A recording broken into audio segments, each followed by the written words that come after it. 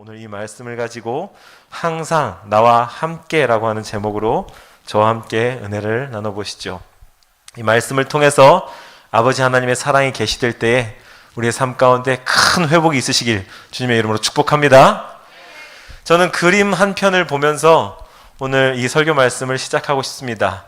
제가 소개하려는 그림은요, 바로 17세기의 위대한 화가라고 일컬어지는 렘브란트의 작품인 돌아온 탕자입니다.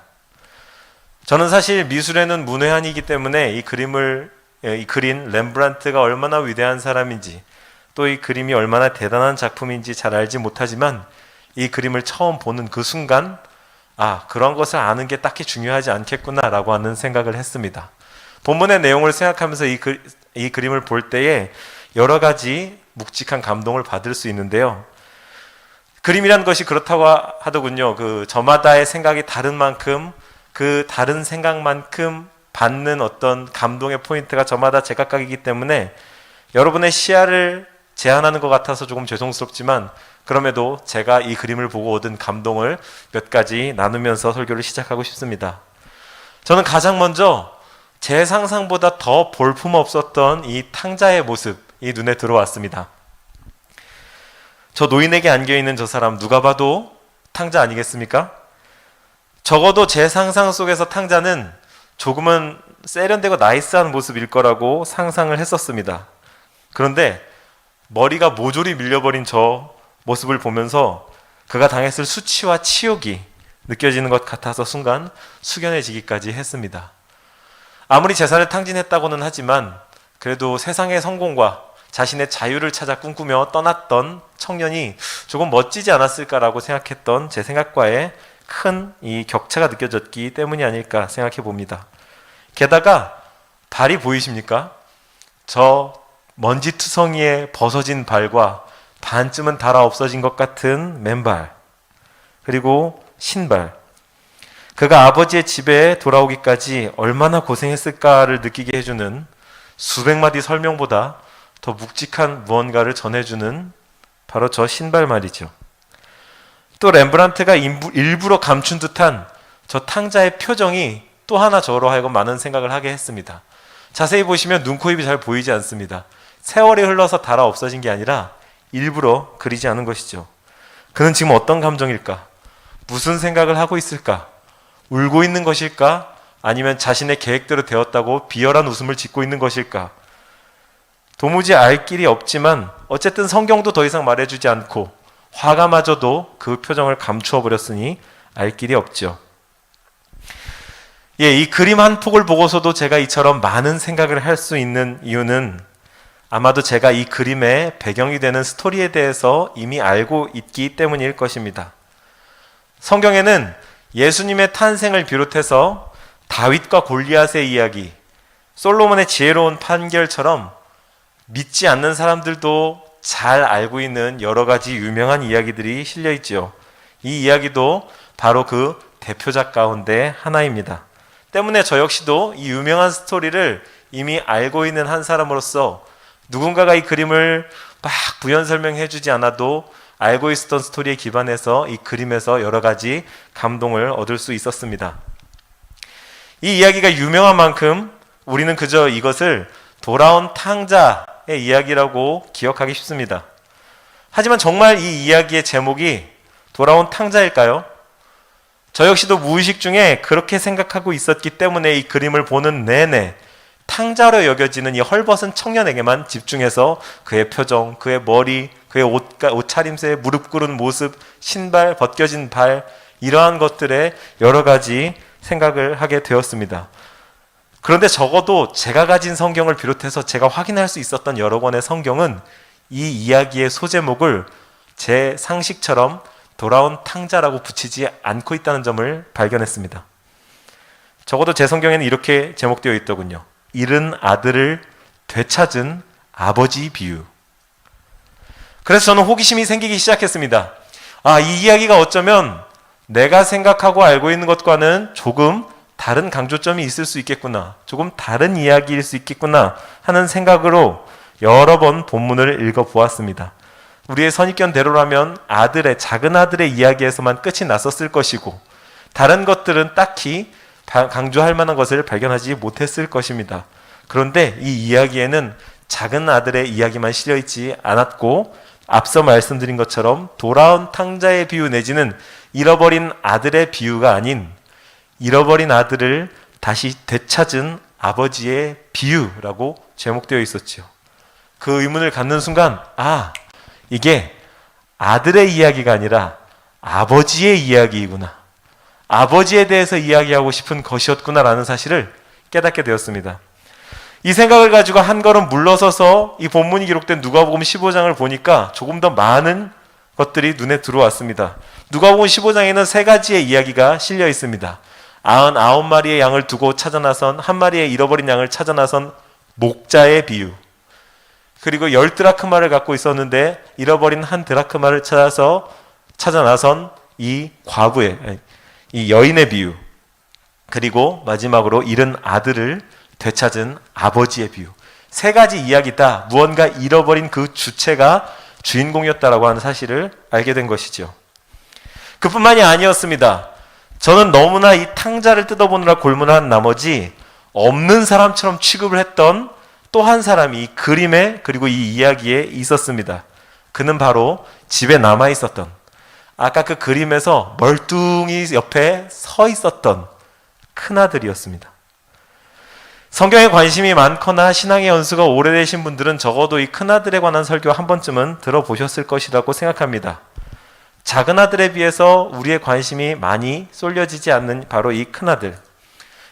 이 큰아들의 이야기가 그다지 중요하지 않다면, 이 본문의 이야기가 오직 작은 아들의 잃어버려진 그리고 그것을 되찾음에 대한 이야기였다면 이 큰아들의 이야기는 굳이 기록되지 않았어도 됐을 뻔했는데 뭐하러 성경에 지면 10절이나 차지하면서 이렇게 기록되어 있을까요? 이것은 분명히 예수님께서 무언가 말씀하고 싶으셨던 것입니다. 그 이유를 정확하게 알기 위해서 우리는 이 이야기를 예수님이 지금 누구에게 해주고 있는가, 이야기를 듣는 청중에 대해서 생각해 볼 필요가 있습니다. 예수님은 지금 이 이야기를 바리새인과 서기관들을 향해서 하고 계십니다. 예수님이 죄인들을 대접하고 그들을 영접하고 그들과 먹고 마신다는 이유를 가지고 예수님을 비난하던 바리새인과 서기관들을 향해서 이 비유를 베풀어 말씀하신 것입니다. 다분히 의도가 있으셨고요. 예수님의 이야기의 등장인물들은 하나씩 매치되는 그러한 표적이 있으셨습니다. 집을 나갔다가 다시 돌아온 작은 아들은 세리, 창녀, 죄인들이었고요. 집을 떠나지는 않았지만 집안에서 아버지를 못마땅해 했던 큰아들은 바로 바리새인과 서기관들이었습니다. 그리고 아버지는 두말할 것 없이 하나님이시죠. 예수님은 이들에게 신분과 상태를 막론하고 용서하며 받아주시는 아버지 하나님의 사랑에 대해서 말씀하고 싶으셨던 것입니다. 작은 아들과 같이 거역하고 배반하며 아버지의 품을 떠나 방황하고 잃어버렸던 사람도 돌아오기만 해. 그러면 하나님이 아버지의 사랑으로 받아주실 거야. 용서해 주실 거야. 따뜻한 분이셔. 그리고 집안에 앉아서 씩씩거렸던 큰아들도 괜찮아. 그 마음을 풀고 아버지 하나님께 안기기만 해. 아버지의 잔치에 들어오기만 해. 그럼 다 해결될 거야 라고 이야기하고 있었던 것이죠. 때문에 예수님이 말씀하신 기다리는 사랑의 아버지의 모습은 이 본문의 곳곳에 녹아 있습니다. 저는 오늘 제가 강조하고자 하는 필요에 따라서 큰아들의 이야기만 읽었지만, 그래서 그 속에서 보여지는 아버지의 어떤 행동들을 통해서 우리 아버지 하나님의 사랑이, 아버지 되신 하나님의 기다리는 사랑이 어떠한 것인지 우리 아버지의 행동들을 통해서 살펴보고자 합니다. 축원컨대 이제부터 저와 함께 하나씩 의미를 찾아갈 때에 하나님의 사랑에 젖어드는 시간이 되시길 축복합니다. 하나님께서 우리에게 잃어버렸던 것 같은 사랑과 그 뜨거움을 회복시켜 주실 것을 예수님의 이름으로 선포합니다. 본문에 나타난 하나님의 아버지의 사랑, 그 첫 번째는요, 이 아버지의 나와서라고 하는 행동에서 찾아볼 수 있습니다. 나와서. 정말 그런지 성경을 한번 보겠습니다. 28절부터 30절까지는 이렇게 기록하고 있습니다. 함께 읽어보시죠. 시작. 그가 노하여 들어가고자 하지 아니하거늘 아버지가 나와서 권한대 아버지께 대답하여 이르되 내가 여러 해 아버지를 섬겨 명을 어김이 없거늘 내게는 염소 새끼라도 주어 나와 내 벗으로 즐기게 하신 일이 없더니 아버지의 살림을 창녀들과 함께 삼켜버린 이 아들이 돌아오매 이를 위하여 살진 송아지를 잡으셨나이다. 우리는 이 스토리 그리고 이 앞의 스토리를 너무도 잘 알고 있습니다. 작은 아들은 아버지에게 유산을 먼저 내놓으라고 했고 가지고 떠났죠.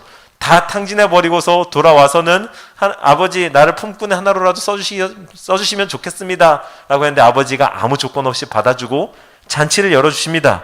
이에 대해 큰아들은 지금 아버지의 처신이 부당하다며 항의하고 있는 것입니다. 제가 이렇게 좀 적어보았습니다. 아버지, 이건 불공평합니다. 집에 남아서 온갖 고된 집안일을 감당한 건 나인데 이런 나를 위해서는 작은 잔치도 베푸신 일이 없지 않습니까? 그런데 죄송합니다. 이렇게 썼습니다. 망할 녀석이 집에 돌아왔다는 이유로 이처럼 성대한 잔치를 베푸시더니 서운합니다. 이렇게 지금 항의하고 있는 것이죠. 겉보기에 큰아들의 항의는 정당해 보입니다. 나 같아도 그랬을 것 같아 라고 하는 생각이 들어서 심지어 공감되고 이해되기까지 합니다. 작은 아들이 몇 해 동안 그렇게 탕진해버리는 동안에도 큰아들은 얼마나 열심히 살았겠습니까? 얼마나 성실하게 그 맡겨진 일들을 했겠습니까? 그런데 자기에게 똑같이 처우해줘도 서운할 이 상황에 오히려 더 잘해주는 것 같으니 서운한 게 맞지요. 그리고 이게 부당하게 느껴지는 것도 맞는 것 같습니다. 이 차별 대우에 대해서 항의하고 있는 겁니다.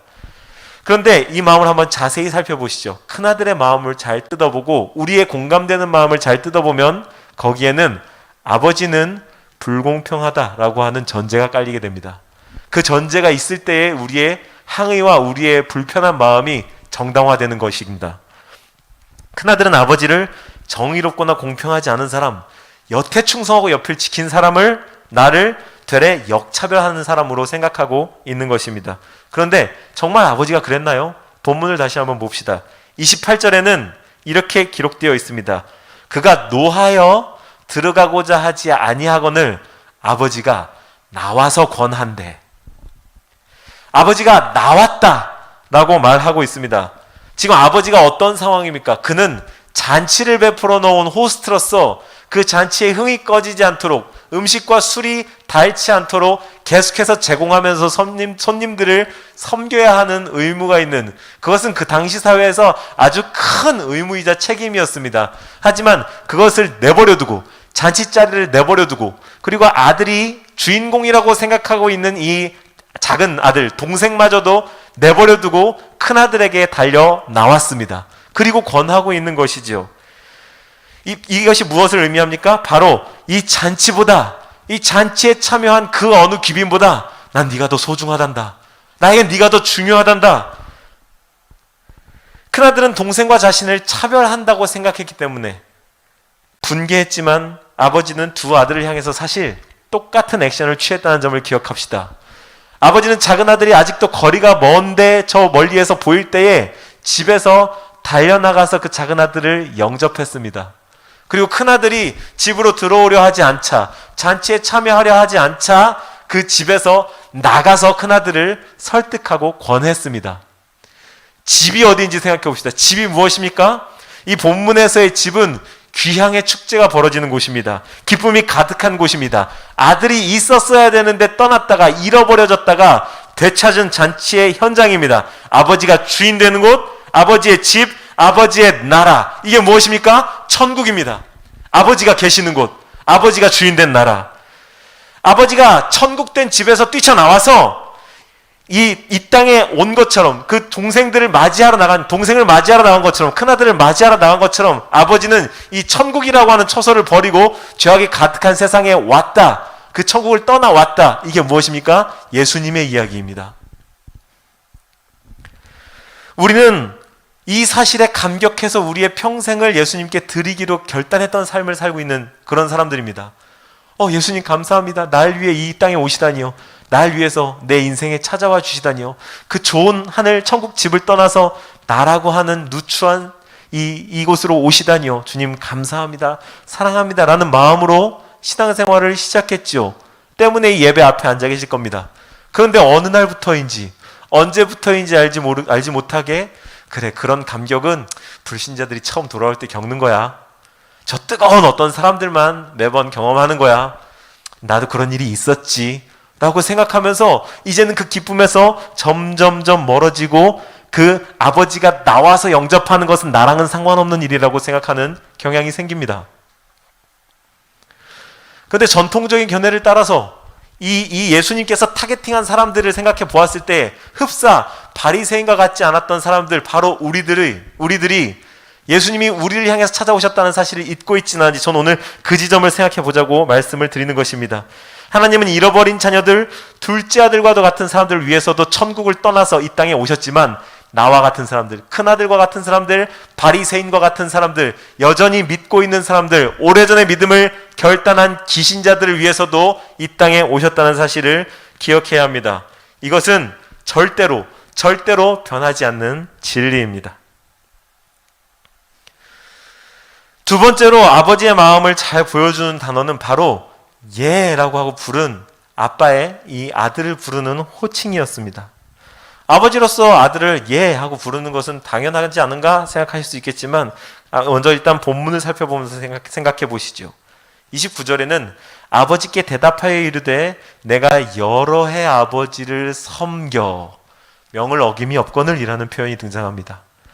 아들이 직접 선택한 이 단어, 큰아들이 직접 선택한 이 단어 섬겨, 자신이 아버지를 어떻게 대했는가를 자기 스스로 입으로 시인하고 있는데요. 이것은 아버지를 무엇으로 인식하고 있는가, 자기 스스로를 무엇으로 인식하고 있는가를 여실히 보여주는 단어였습니다. 아쉽게도 슬프게도 이 단어는 종이 주인을 섬길 때 사용되어지던 단어였습니다. 이 아들은 작은 아들처럼 아버지 곁을 떠나진 않았지만 여전히 집에 남아서 아버지를 위해 살되 아버지를 섬기되 사랑하고 교제하는 것이 아니라 종처럼 참으면서 해야 하니까 억지로 못내 아버지를 섬기고 있었던 것이지요. 뿐만 아니라 큰아들의 말을 논리적으로 분석해보면 동생은 수고하지 않았는데 잔치를 베풀어 주었다. 그래서 부당하다. 왜? 잔치는 수고의 대가이어야만 한다. 나는 수고했지 않은가? 근데 왜 나에겐? 이라고 하는 이런 도식을 갖습니다. 다시 말해서 큰아들에게 잔치는 아버지가 베풀었기 때문에 참여할 수 있는 것이 아니라 수고해서 그 자격을 갖추게 된 사람들만 들어갈 수 있는 제한적이고 폐쇄적이며 수고의 대가로 얻은 노동의 산물과도 같은 자기 의로움의 결과였던 것입니다. 쉽게 생각해 봅시다. 우리 여기 계신 블루칩 친구들도 그렇고 영상을 통해서 예배하고 있는 분들 중에 우리는 어려서, 그리고 지금 아직 10대라면 부모님께 용돈을 받지요. 혹자 부모님들 중에 어떤 분은 뭐 경제관념을 가르쳐 주시기 위해서 뭐 집안에서 어떤 집안일을 하면 용돈을 주시고 또 뭐 자기가 자리를 치우고 이러면 경제관념을 가르치는 차원에서 용돈을 주시는 분들도 계시지만 대부분 우리는 부모님께 용돈을 아무런 조건 없이 받습니다. 그리고 그렇게 경제교육을 시키시는 분들도 밥값을 받거나 숙박비를 받지는 않으시죠. 자녀이기 때문에. 가정에 마땅한 도움을 받고 서포트를 받는 것은 자녀가 잘해서나 예뻐서가 아니라 자녀이기 때문에 얻고 누리는 당연한 권리입니다. 그런데 지금 그 큰아들은 이 인식을 달리하고 있는 것입니다. 자기 스스로를 종으로 규정했기 때문에 아버지로부터 얻거나 아버지의 아들이기 때문에 누릴 수 있는 모든 것이 자기가 수고하지 않으면 잃어버려질 것 같은 위태로운 것들이 되어져 버린 것이지요. 그렇기 때문에 저는 아버지가 아들을 부른 이 예라고 하는 호칭에 주목하고 있는 것입니다. 31절에 아버지가 이르되 예, 너는 항상 나와 함께 있으니, 이게 우리말로는 너무 아쉬운 하지만 최선의 단어라고 생각을 합니다. 이 단어는 대상을 향해서 사랑을 듬뿍 담아서 부르는 아주 다정다감한 단어입니다. 굳이 조금 더 번역을 해보자면 내 아들아, 내 아이야 라고 하는 정도가 될 수 있겠지요. 더할 나위 없이 깊은 애정을 담은 호칭인 것이죠. 아버지는 큰아들이 아무리 언성을 높이면서 대들어도 어떻게 이럴 수 있습니까? 라고 대들어도 그것에 대해서 너 버릇없다라면서 나무라거나 이렇게 교정하려고 들지 않았습니다. 그저 그가 잘못 생각하고 있는 그 생각에 대해서 아주 정중하고 신사적으로 교정하고 계실 뿐이었습니다. 얘야, 내가 종처럼 아버지를 섬겼는데 아니야, 너는 종이 아니야. 넌 내 아들이야. 내 사랑하는 아이야. 이 한글 성경에는 이 아들이, 큰아들이 말을 시작할 때 아버지께 대답하여 이르되 내가 여러 해 아버지를 섬겨, 그냥 말을 시작하지만 원문 성경에는 보소서 아버지시여 보소서라고 하는 강한 이 항의의 어조가 담긴 단어가 첨가되어 있습니다. 이렇게까지 아버지에게 항의하는 큰아들에게 아버지는 하등 대응하지 않고 오직 사랑으로만 말씀하고 계시다는 것이 아버지가 이 큰아들을 대하는 깊은 사랑이라는 것을 발견하게 되는 것이죠. 되받아치거나 논리적인 모순을 찾아내어서 무너뜨려 버리지 않았습니다. 이쯤에서 생각나는 말씀이 한 절 있습니다. 로마서 8장 15절에는 이렇게 나와 있죠. 너희는 다시 무서워하는 종의 영을 받지 아니하고 양자의 영을 받았으므로 아빠 아버지라고 부르짖느니라. 종은 무서워합니다. 두려워합니다. 가진 것들을 자신의 노력으로 얻은 것이어도 이게 언제 빼앗길까 두려워하고 무서워합니다. 하지만 양자, 아들, 이러한 사람들은 그저 기쁨 가운데에 아빠, 아버지라고 부르며 아버지의 아버지됨을 높일 뿐입니다. 이것은 바울도 그렇게 기록했듯이 바울이 힘으로 얻어내거나 어디서 취했거나 획득했다라고 말하지 않는다는 점을 기억하십시오. 그저 받았다. 양자의 영을 받았다라고 말하고 있습니다. 자신의 노력으로 얻어질 수 있는 차원의 것이 아니기 때문이죠. 두려워할 필요 없이 그저 아빠, 아버지라고 부르기만 하면 되는 것입니다. 저는 여기까지 이 아버지의 사랑에 대해서 그리고 큰아들의 잘못된 인식에 대해서 살펴보면서 어쩌면 사역한다고 뛰어들고 있는 내 모습이 이 큰아들의 모습과 같지 않은가라는 생각을 조금 진지하게 해보았습니다. 흡사 노예처럼 종처럼 일하지 않으면 내 마음속 저기에선가 뭔가 잘못하고 있는 것 같은데, 조금 더 고생해야 될 것 같은데, 조금 더 갈아 넣어야 될 것 같은데, 쉬지 마, 멈추지 마, 그래야 사역자야. 조금이라도 템포를 늦출 때 찾아오는 어떤 죄책감 같은 것들을 생각하면서, 기억하면서 이것은 아버지 하나님이 원하시는 모습이 아니겠다, 이것은 종의 영을 받은 사람들의 두려움이겠다라고 하는 생각을 했습니다. 때문에 우리는 한 가지를 더 생각해 보아야 합니다. 큰아들이 어디에 있다가 돌아왔습니까? 밭에 있다가 돌아왔습니다. 작은 아들이 나가서 허랑방탕하게 노는 동안에 큰아들은 밭에 나가서 일을 하는 모종의 일들을 받았을 것입니다. 그것은 아버지의 재산이면서 아버지의 일이었을 것이고요, 중요한 것이었을 것입니다. 하지만 또 반대로 생각해 보면 아버지가 아들에게만 시키는 일들이었을 것입니다. 근데 그곳에서 실컷 있다가 돌아왔는데 집에 벌어진 잔치를 보고 마음에 어려움이 생겼다? 뭔가 뒷맛이 씁쓸한 생각할 거리를 던져주지요. 사랑하는 여러분, 아버지를 위해서는 그것이 직장이든 아니면 삶의 어떤 터전이든 학교든 교회이든 간에 사랑함으로 어떠한 일을 하더라도 하시기를 축복합니다. 사랑과 기쁨으로 사역하는 저 여러분이 되시길 축복합니다. 아버지의 음성을 들으십시오. 아버지가 부르십니다. 너는 종이 아니야, 얘야, 사랑하는 내 아들아. 이 따뜻한 음성이 다시금 들려오시는 오늘이 되시길 주님의 이름으로 축복합니다. 이 이야기를 통해서 우리에게 보여주시는 마지막 아버지의 모습은요, 바로 항상 나와 함께 있으니 라고 하는 액션에서, 이 멘트에서 드러납니다. 본문 32절을 함께 봅니다. 아버지가 이르되 너는 항상 나와 함께 있으니 내 것이 다 내 것이로 돼. 이 내 동생은 죽었다가 살아났으며 내가 잃었다가 얻었기로 우리가 즐거워하고 기뻐하는 것이 마땅하다 하니라.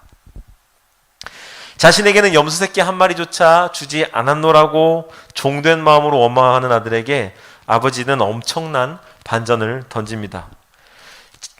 아빠 나에게 이런 것도 해주지 않았잖아요 라고 이야기하는, 항의하는 아들에게 만약 아버지가 논리적으로 맞서려고 했다면, 야, 너 내가 그렇게밖에 안 가르쳤어? 내가 너한테 이거 해주고 저거 해주지 않았어? 라고 자신이 한 일들에 대해서 이야기했겠지만, 놀랍게도 아버지는 아들과 완전히 다른 차원에 있었습니다. 관점 자체가 달랐습니다.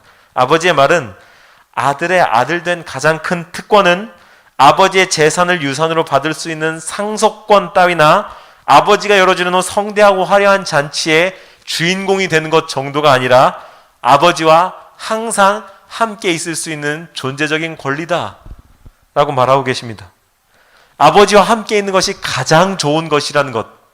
이게 아버지의 관점이었습니다. 작은 아들이 불행했던 이유는 유산을 가지고 나가서 탕진해버렸기 때문이 아닙니다. 그가 비참하게 돌아와서 뭔가 쪽팔린 상황이 벌어졌기 때문에 작은 아들이 비참했던 게 아닙니다.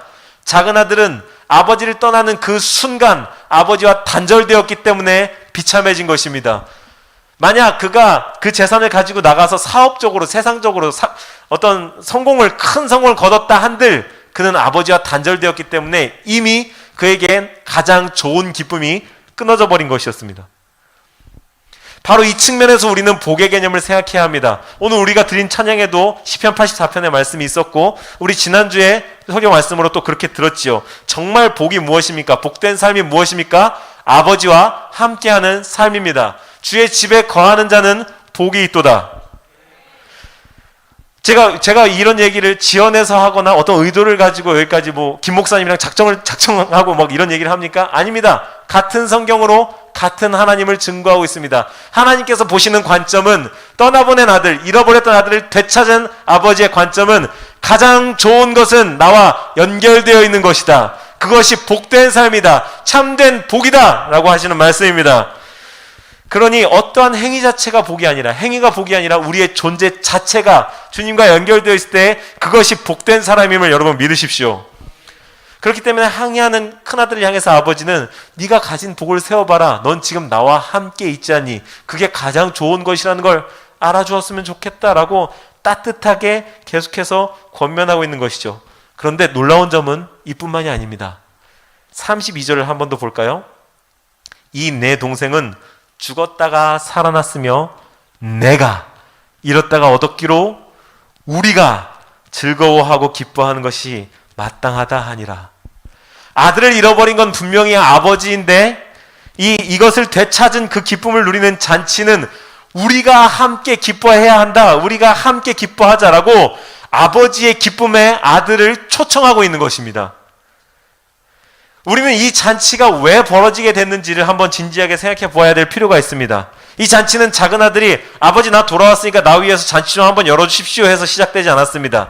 또한 이 잔치는 큰아들이 동생이 돌아왔는데 잔치 정도는 열어줘야 되지 않겠습니까? 해서 열린 것도 아니었습니다.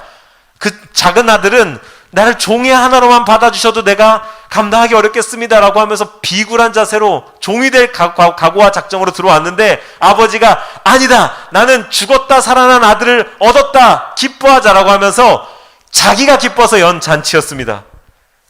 누구도 반기지 않는, 기억하지 않았던, 죽은 셈 치고 살았던 아들이 돌아온 것이 기뻐서 자기의 재산으로, 자기의 노력과 정성으로 자기의 기쁨을 위해서 연, 자기가 주인공 된.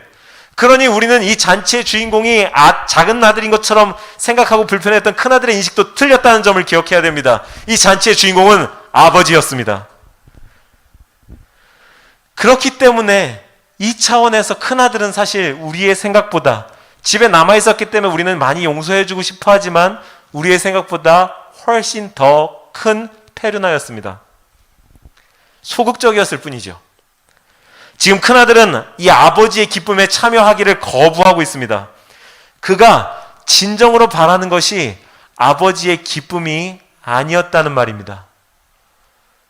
그가 정말로 효자여서 아버지의 기쁨이 나의 기쁨이요, 아버지만 행복하시다면 뭐든 할 수 있어 라고 하는 마음을 가지고 있었다면 그 앞뒤 상황과 상관없이, 동생의 어떠함과 상관없이 열린 잔치에 아버지 축하드립니다, 아들을 얻으셔서 축하드립니다 라고 하면서 겉모습으로라도 그 잔치에 참여했겠죠. 그런데 아버지가 기뻐하는 것 자체가 싫은 겁니다. 이 이야기가 시작되는 부분에서 어떤 일이 있었는지 아십니까? 작은 아들은 자신이 상속받을 유산을 아버지한테 미리 땡겨달라고 이야기합니다. 이게 얼마나 폐륜적인 일인지 여러분들은 들어본 적 있으실 겁니다. 살아계신 아버지한테, 아직 정정한 아버지한테, 아버지 부자잖아요. 돌아가시면 그 돈 다 짊어지고 가실 거예요? 아니잖아요. 돌아가시면 저 줄 거잖아요. 그러니까 미리 좀 주십시오. 그 후에 생기는 건 안 받겠습니다. 이런 식으로 아주 당당하고 폐륜적으로 아버지 앞에서 면전에서 이야기하고 있는 겁니다. 그래서 우리는 작은 아들을 막 욕합니다. 어떻게 그럴 수가 있어? 어떻게 살아계신 아버지한테 그럴 수 있어? 그런데 아버지가 묵묵히 재산을 주었다라고 성경이 말하고 있죠. 그런데 한 번 더 생각해 봅시다. 이때 큰아들은 무엇을 하고 있었습니까? 성경은 이 큰아들에 대해서 짐작할 수 있는 단서를 단 한 가지 던져주는데요. 그것은 15장 12절입니다. 아버지가 그 살림을 각각 나누어 주었더니.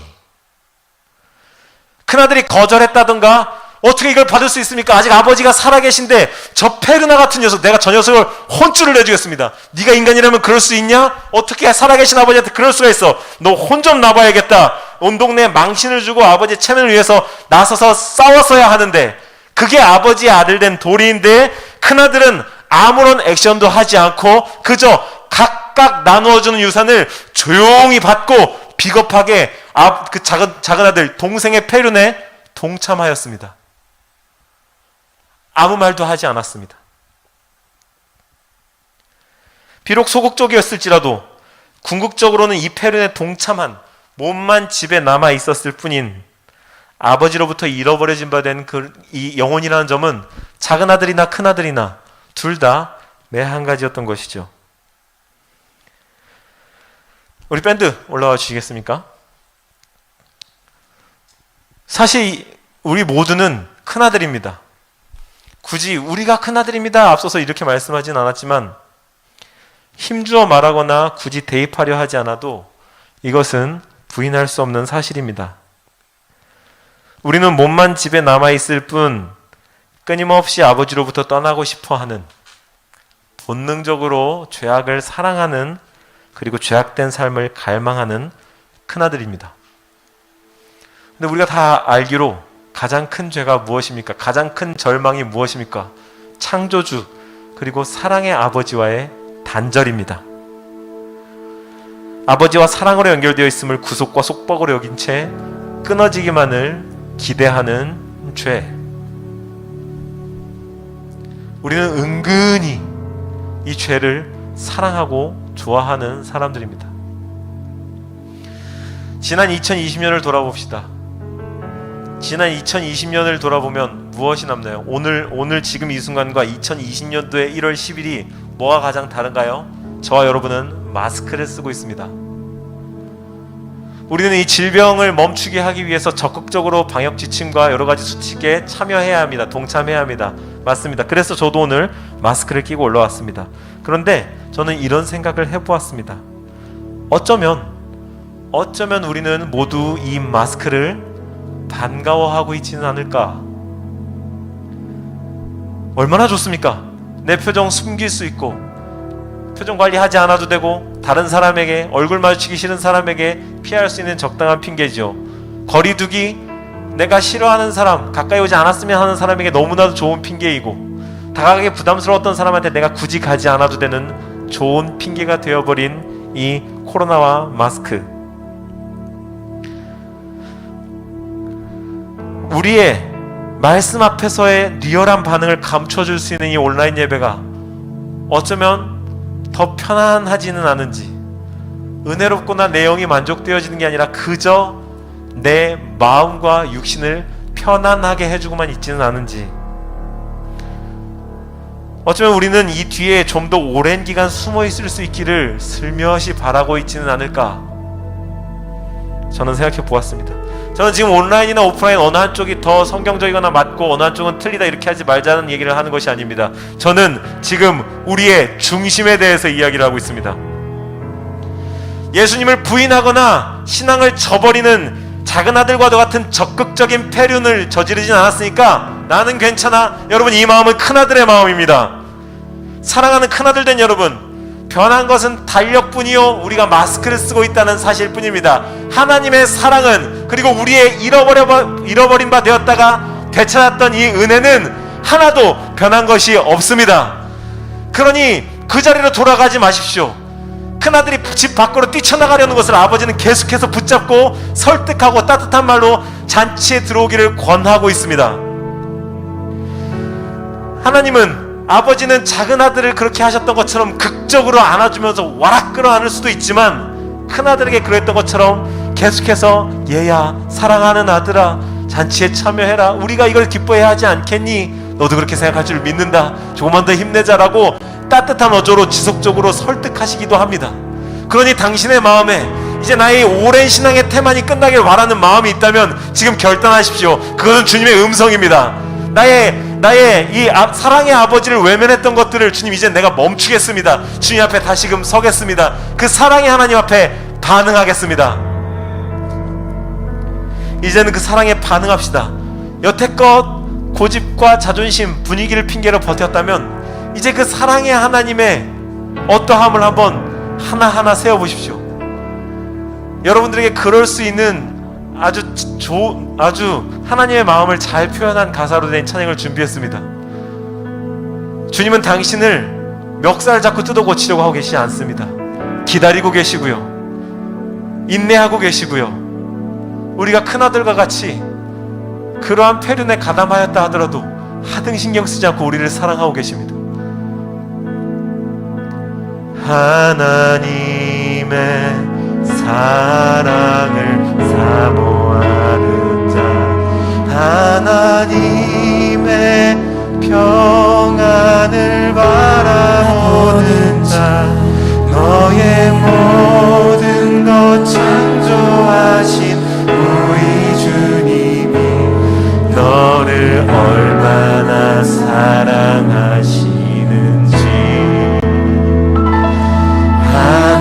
하나님께 찬양과 경배하는 자, 하나님의 선하심을 닮아가는 자, 너의 모든 것 창조하신 우리 주님이 너를 자녀 삼으셨네. 하나님 사랑의 눈으로 너를 어느 때나 바라보시고 하나님 이 잔귀로서 언제나 너에게 기울이시니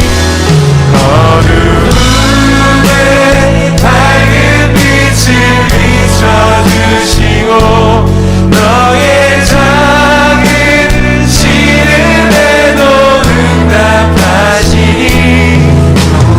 어느 곳에 있든지 주를 나가고 주만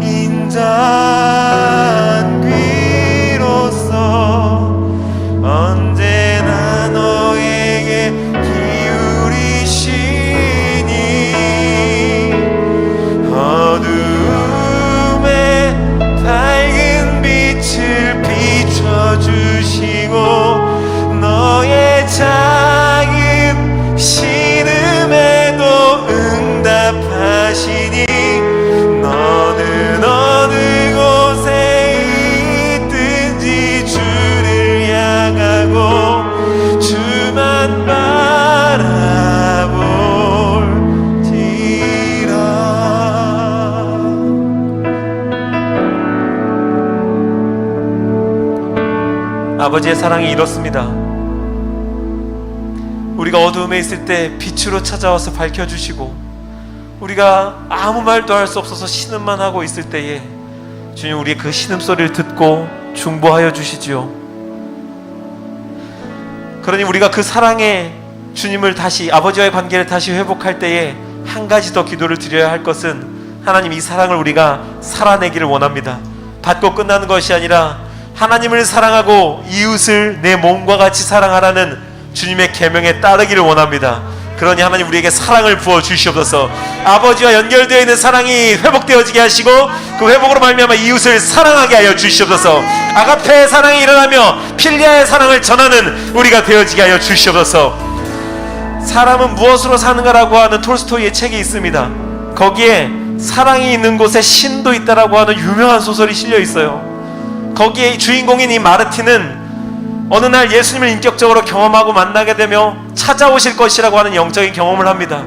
그가 예수님을 기다리면서 보내는 하루 동안 만나는 모든 잃어버린 자, 못난 자, 사회에서 소외받은 자, 약한 자들에게 베풀었던 사랑은 예수님께서 받으신 것이 되었습니다. 그 사람들이 예수님이었다는 이야기가 있습니다. 우리가 왜 이 이야기의 제목이 사랑이 있는 곳에 신도 있다였을까요? 우리가 하나님을 사랑한다면 그 사랑을 베풀어내야 하는 삶이 되어야 할 줄로 믿습니다. 하나님, 우리를 통해서 사랑의 하나님 드러나 주시옵소서. 사랑을 증거하는 삶이 되게 하여 주시옵소서. 우리 다 같이 주님 앞에 기도하면서 나아갑니다. 예, 주님, 사랑의 하나님께서 우리의 삶 가운데 드러나게 하여 주시옵소서.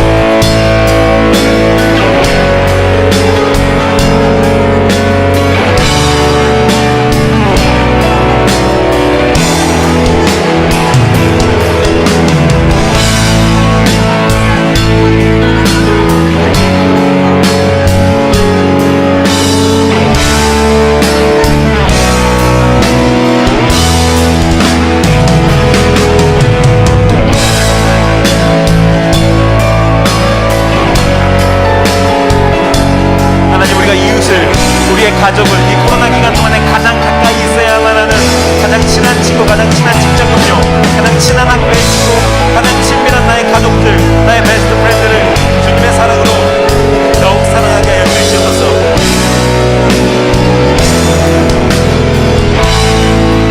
예, 좋으신 하나님, 우리에게 오늘 아버지 하나님의 사랑이 어떤 것인지를 계시하여 주셨사오니, 죄가 더한 곳에 은혜가 더하다. 하나님, 죄가 관영한 곳에 하나님의 사랑이 얼마나 큰지를 알 수 있는 그러한 진리를 오늘 큰아들과 같았던 우리의 모습을 통해서 계시하여 주셨는 줄을 믿습니다. 그러니 사랑의 하나님, 우리의 불편했고 불패륜적이었던 모습 때문에 힘들어지고 자책적이어지고 자기 비하적이 되는 것이 아니라 그것조차도 뚫고 찾아오시는 하나님의 그 무모한 사랑, 찾아오시는 사랑, 아홉을 버려두고 찾아오시는 그 놀라운 사랑 앞에 반응하는 우리가 되어지게 해 주시옵소서. 그 반응으로 이 코로나 기간 동안에 가장 가까이 있을 수밖에 없었던 나의 가족들, 친한 친구들, 베스트 프렌드 학교 친구들, 이들을 더욱 사랑하기로 결단했습니다. 예, 그렇게 할 때에, 그 결단을 실천하려 할 때에 하나님의 사랑이 듬뿍 묻어나오는 우리의 삶이 되게 하여 주시옵소서. 주님께서 그렇게 하실 줄로 믿고 그러한 사랑의 열매가 맺히는 2021년이 되길 원하오며, 이 모든 말씀 살아계신 예수님의 이름으로 기도드렸습니다. 아멘. 우리 주님께서 우리에게 사랑을 부어주실 것입니다. 그리고 주님과의 연결됨을 회복시켜 주실 것입니다. 감사합니다. 사랑의 하나님,